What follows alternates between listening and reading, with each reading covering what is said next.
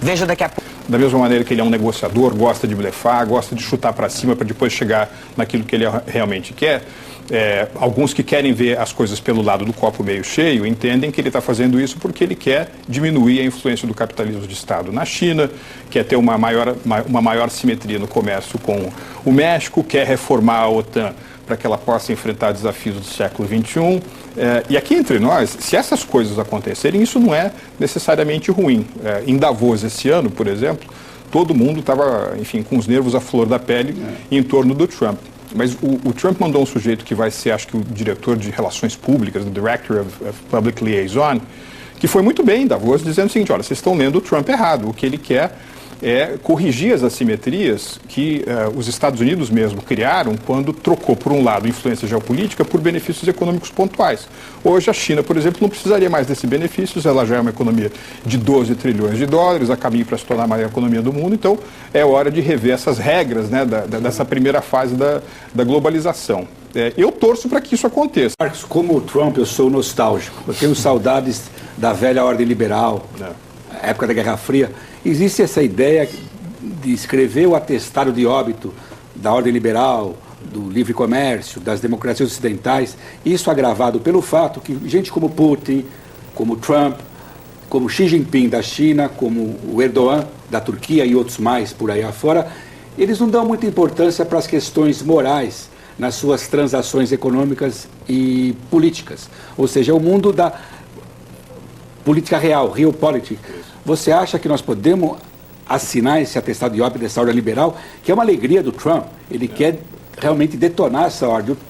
O Putin, desculpa. Você acha que podemos ser alarmistas sobre isso? Olha, até agora, se esse é o objetivo do Putin, eu acho que né, ele tem na retórica do novo presidente dos Estados Unidos um aliado muito importante. Porque sempre houve, Caio, uma espécie de cordão umbilical entre um país ser a maior economia do mundo e ser também a principal voz na defesa de livre comércio e livre mercado. Assim foi com a Grã-Bretanha, né, quando ela era a maior economia do mundo, e assim foi com os Estados Unidos de 1945 até agora. Agora, quando de repente você tem um presidente americano que é, enfim, abertamente protecionista, você de fato aí está decretando o fechamento do caixão. E que nem finge interesse por direitos humanos. Não tem aquela dicotomia, aquela hipocrisia americana, às vezes a favor de direitos humanos, outras vezes não. Ele realmente, isso não está no discurso dele. Direitos humanos, liberdade não está no discurso do Trump. Ser protecionista, num certo sentido, é um dos ingredientes essenciais da chamada Trumponomics. O que é Trumponomics? É protecionismo comercial, possibilidade de utilização das sanções americanas em relação a parceiros desleais, expansionismo fiscal, sobretudo no que diz respeito à renovação da infraestrutura nos Estados Unidos, o que eu acho que pode até ser uma boa notícia para o Brasil, para a exportação de commodities minerais, etc. E tax breaks, né, desoneração tributária, que, aliás, essa combinação de coisas, na minha opinião, forma uma equação matematicamente insustentável, né, que em algum momento vai estourar, mas que no curto prazo, curiosamente, pode até gerar um benefício positivo para o Trump, porque ele vai, e combinado com esses estímulos de curto prazo, isso pode dar uma sensação artificial de prosperidade que vai mascarar os efeitos mais nocivos de médio prazo desse protecionismo americano. Olha aqui, um analista de grande calibre prevê um eixo Estados Unidos, Rússia, Turquia. Isso está no seu cenário? Não, a Turquia, por mais que eu adore o país, eu acho o país lindo, eu acho o país onde se come super bem, mas não, eu defendi até recentemente num artigo, Lucas, a ideia de Cyrus, né? China, Índia, Rússia e Estados Unidos, né? Quer dizer, a mesa onde fica o tabuleiro que vai mandar no mundo nesses próximos, sei lá, 20 anos é China, Índia, Rússia e Estados Unidos. Estados Unidos e Índia e China pelas razões óbvias, Rússia porque o mundo está vivendo uma espécie de renascimento da geopolítica, em que o poder, a consideração de realpolitik, como o Caio mencionou, voltou com tudo, e a Índia, né, que pela primeira vez em 30 anos, né, cresceu ano passado, cresceu no ano retrasado e ano passado mais do que a China. Mas, Marcos, aí o seu laboratório BRICS vai fechar. Quer dizer, não tem mais sentido falar em BRICS, né? Nem BRICS.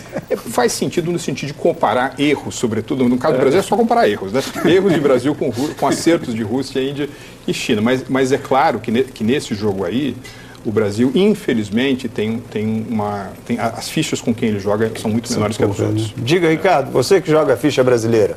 Eu achei interessante que, no fundo, o que você está falando é que continuam os BRICS, aí só trocou o Brasil para os Estados Unidos. Os BRICS ficaram mais fortes do que nunca. Mas eu queria pegar o gancho de uma outra coisa. Você falou do plano de infraestrutura do Trump e ainda falou do impacto positivo que isso pode ter do ponto de vista de demanda de commodities brasileiras. Será que não pode ter um impacto negativo para os Estados Unidos, para a forma como funciona a economia americana, que é a importação de uma outra coisa brasileira, a cultura do Odebrecht? Quer dizer, muita obra envolvendo o governo. Aliás, a própria Odebrecht. A Odebrecht construiu metade da Flórida já. Será que a gente não vai começar a ver um crescimento brutal de corrupção nos Estados Unidos?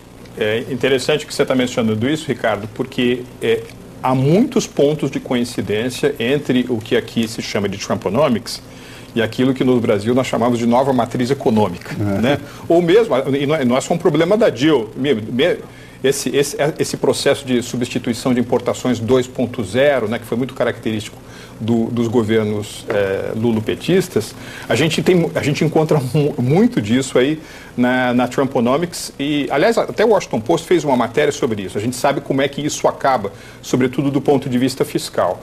E corrigir esses problemas, né, se realmente isso acontecer com os Estados Unidos, vai levar a economia mundial a uma situação muito parecida com aquela dos anos 80, né, onde um desequilíbrio fiscal nos Estados Unidos, misturado com inflação alta, levou a uma correção tão brutal, né, na época que o Paul Volcker era o presidente do Banco Central americano, que gerou em outros países que estavam com endividamento alto, como o caso do Brasil, a chamada década perdida. Né? Então, quer dizer, o potencial disso, que isso tem para criar desequilíbrios em outras partes do mundo, é muito grande. Eu acho, sinceramente, que a globalização vai se vingar do Trump.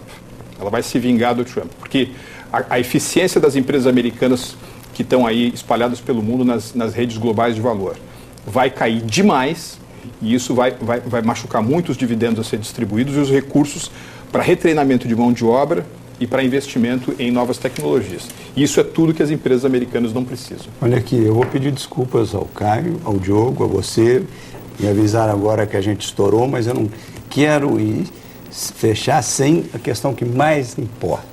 Os espiões russos têm ou não têm o Trump no apartamento com as moças fazendo o chuveiro dourado? Olha, fake news? Os russos têm muita informação para os Estados Unidos, mas eu acho que isso realmente é uma coisa que eles estão exagerando. É muito mais provável os americanos terem mais informações sobre o inner circle, né, do Kremlin, do que vice-versa. E o Putin tem razão ou é fake news quando ele diz que as prostitutas russas são as melhores do mundo? Ele tem que se gabar até disso, esse cara. Bom, eu posso dizer que as mulheres russas, assim como as mulheres brasileiras, são as mais bonitas do mundo. Viva a globalização. Muito obrigado, né? Nós vamos sentir sua falta no segundo bloco com a Rainha Vitória, logo depois do Pedro. Até a próxima. Obrigado.